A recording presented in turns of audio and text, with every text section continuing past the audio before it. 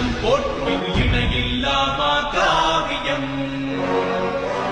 இன்று நாம் ஒரு மிக பெரிய மற்றும் தீவிரமான விஷயத்தை பார்க்க போகிறோம். அமெரிக்கா மற்றும் உலகில் நடந்து கொண்டிருக்கும் போர், ஆயிரக்கணக்கான மக்கள் உயிரிழப்புகள் மற்றும் சமூக அரசியல் அழிவு.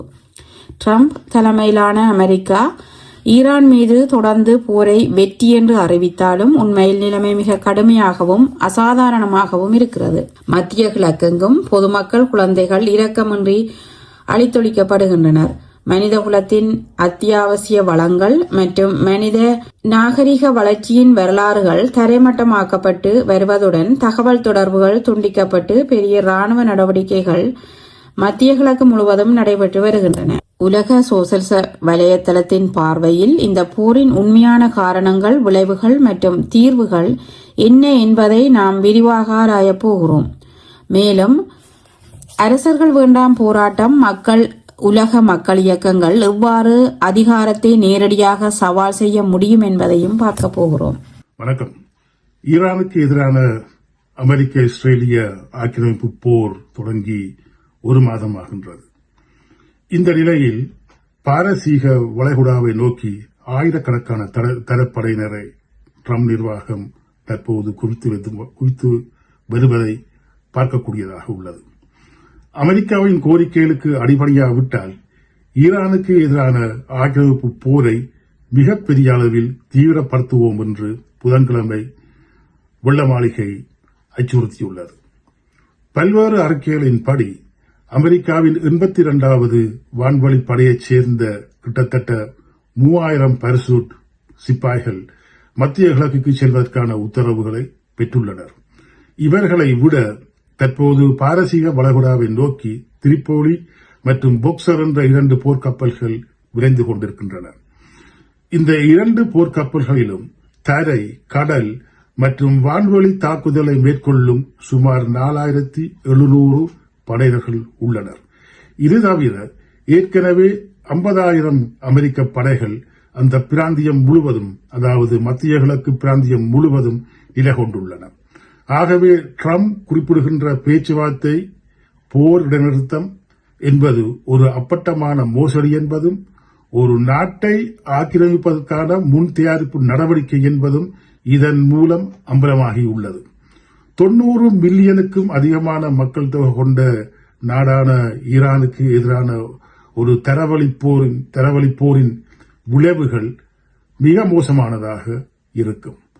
இவை அனைத்துக்கும் மேலாக அணு ஆயுத போரின் ஆபத்தும் இங்கே உள்ளது. ஈரானுக்கு எதிராக அணு ஆயுதங்களை பயன்படுத்துவதை ட்ரம்ப் நிர்வாகம் திட்டவட்டமாக நிராகரிக்க மறுத்துவிட்டது. இந்த போரின் மனித இழப்புகள் ஏற்கனவே அதிர்ச்சியூட்டும் அளவில் இருக்கிறதை நாங்கள் பார்க்கக்கூடியதாக உள்ளது.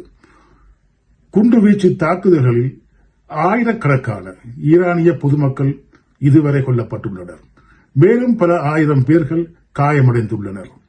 போர் தீவிரமடைந்தால் பல்லாயிரக்கணக்கான அல்லது 100,000கணக்கான ஈரானிய மக்களும் ஆயிரக்கணக்கான அளவில் அமெரிக்க படையினர்களும் கொல்லப்படுவார்கள்.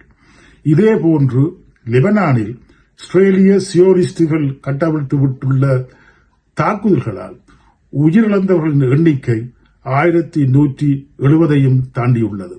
காயமடைந்தவர்களின் எண்ணிக்கை 2900க்கும் அதிகமாக உள்ளது. லெபனான் மக்கள் தொகையில் கிட்டத்தட்ட 5ல் ஒரு பகுதியினர், அதாவது 12 லட்சம் மக்கள் வடக்கு லெபனான் நோக்கி உயிர் பாதுகாப்புக்காக இடம்பெயர்ந்துள்ளனர்.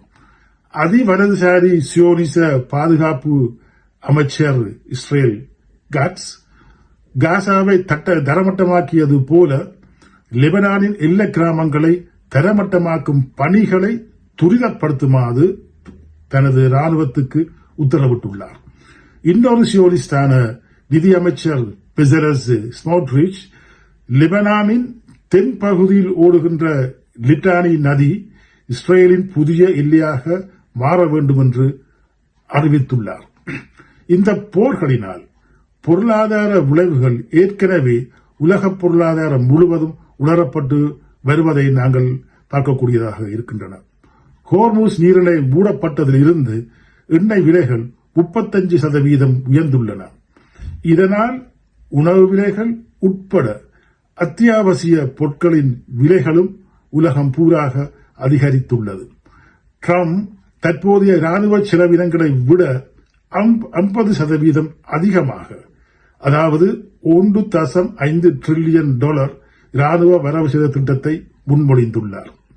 அதே நேரத்தில் இந்த போருக்கு நிதியளிக்க உடனடியாக கூடுதலாக $200 பில்லியன் தேவை என்றும் கோரியுள்ளார். இதற்கான நிதி ஏற்கனவே சீரழிந்துள்ள அமெரிக்க தொழிலாளர் வர்க்கத்தின் வாழ்க்கை தரத்திலிருந்தும் பள்ளிகள், மருத்துவமனைகள், வீடுகள் மற்றும் சமூக சேவைகள் மீதான தாக்குதலை தொடுப்பதன் மூலம் மட்டுமே புறப்பட முடியும் என்பதை இங்கு கூறியிருக்க வேண்டியது அவசியமாகிறது. ஈரானுக்கு எதிரான போர் பிப்ரவரி 28, 26 அன்று தொடங்கவில்லை. மாறாக இது அமெரிக்காவின் ஜனநாயக கட்சியினர் மற்றும் குடியரசுக் கட்சியினரின் நிர்வாகங்களின் கீழ் நடத்தப்பட்ட 47 ஆண்டுகால இடைவிடாத போராட்டத்தின் உச்சகட்டமாக இருந்து வருவதை நாங்கள் இன்றைக்கு பார்க்கின்றோம். இந்த போரின் மைய நோக்கம் ஒருபோதும் மாறவில்லை. 1979 ஆண்டு ஈரானிய புரட்சியின் முடிவுகளை தலைகீழாக மாற்றி ஈரான் மற்றும் பரந்த மத்திய கிழக்கு மீது அமெரிக்க ஏகாதிபத்தியத்தின் மேலாதிக்கத்தை மீட்டெடுத்து அங்கிருக்கும் எண்ணெய் வளங்களை கொள்ளையடிப்பதே இந்த போரின் நோக்கமாகும். ஆகவே இந்த போர் இந்த ஆண்டின் தொடக்கத்தில் வெனிசுலா மீதான படையெடுப்பு மற்றும் எல்லாவற்றிற்கும் மேலாக சீனாவுடனான மோதலுக்கான தயாரிப்புகள் உட்பட பரந்த போருடன் பிரிக்க முடியாத வகையில் இணைக்கப்பட்டுள்ளது. ஆகவே ஜனநாயக உரிமைகள் மீதான தாக்குதல்கள் ஏகாதிபத்திய வன்முறையின் வெடிப்பிலிருந்து ஒருபோதும் பிரித்து பார்க்க முடியாது. பதவியேற்ற முதல் நாளிலிருந்தே ட்ரம்ப் நிர்வாகம் அரசியல் அமைப்பு முறைக்கு எதிரான ஒரு சதி முயற்சியை மேற்கொண்டு வருவதை நாங்கள் பார்க்கின்றோம்.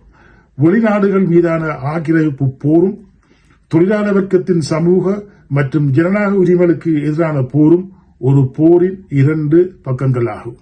ஜனநாயக வடிவங்களில் இனி மேலும் ஆட்சி செய்ய முடியாததால் பாசிச ட்ரம்ப் நிர்வாகம் சட்டபூர்வமான தன்மையிலிருந்து இன்று விலகிவிட்டது. ஈரானுக்கு எதிரான போர் உக்கிரங்கண்டு வருகையில் அமெரிக்கா முழுவதும் வேலை நிறுத்த அலைகளும் வர்க்க போராட்டமும் தீவிரமடைந்து வருகின்றது. ட்ரம்ப் நிர்வாகமானது வெளிநாடுகளில் போரை தீவிரப்படுத்தி வரும் அதே வேளையில் உள்நாட்டில் புலம்பெயர்ந்தவர்களுக்கு எதிராகவும் உழைக்கும் மக்களுக்கு எதிராகவும் ஒடுக்குமுறைகளை கட்டவிழ்த்து வருகின்றது. மேலும் முன்னப்போதும் இல்லாத சமூக ஏற்றத்தாழ்வு, முடிவில்லாத போர் மற்றும் ஒட்டுமொத்த சமூகத்தின் இழப்பில் ஒரு சிறிய செல்வந்த ஆளும் தட்டுக்களின் தலைவராக ட்ரம்ப் இன்று உருவெடுத்துள்ளார். அமெரிக்காவில் ஈரானுடனான போருக்கு பெரும்பான்மையான அமெரிக்க மக்கள் கடுமையாக எதிர்த்து வருகின்றனர். மன்னர்கள் வேண்டாம் போராட்டங்களின் 3வது கட்டமாக தொழிலாளர்களும் இளைஞர்களும் இந்த சனிக்கிழமையன்று அமெரிக்கா முழுவதும் பேரணியாக செல்கின்றனர். அமெரிக்காவின் 50 மாநிலங்களிலும் 7,000க்கும் மேற்பட்ட நிகழ்வுகள் நடத்த திட்டமிடப்பட்டுள்ளன. ஆனால் இந்த எதிர்ப்பு எந்த நோக்கத்திற்காக, எந்த அரசியல் அடிப்படையில் உருவாக்கப்பட வேண்டும் என்பதுதான் இங்கேயுள்ள முக்கியமான கேள்வியாகும். ஈரானுக்கு எதிராக தீவிரமடைந்து வரும் போருக்கு எதிரான எதிர்ப்பு ட்ரம்பின் ஆட்சிக்கு எதிரான எதிர்ப்பின் மையத்தில் வைக்கப்பட வேண்டும். 2ஆம் உலகப் போருக்கு பிறகு ஜெர்மனியின் நூரம்பெர்க் விசாரணைகளில், அதாவது நாஜிக்களின் எதிராக நடத்தப்பட்ட விசாரணைகளில் நிறுவப்பட்ட தரங்களின்படி ஒரு ஆக்கிரமிப்பு போரை தொடங்குவது என்பது உச்சக்கட்ட சர்வதேச போர் குற்றமாகும்.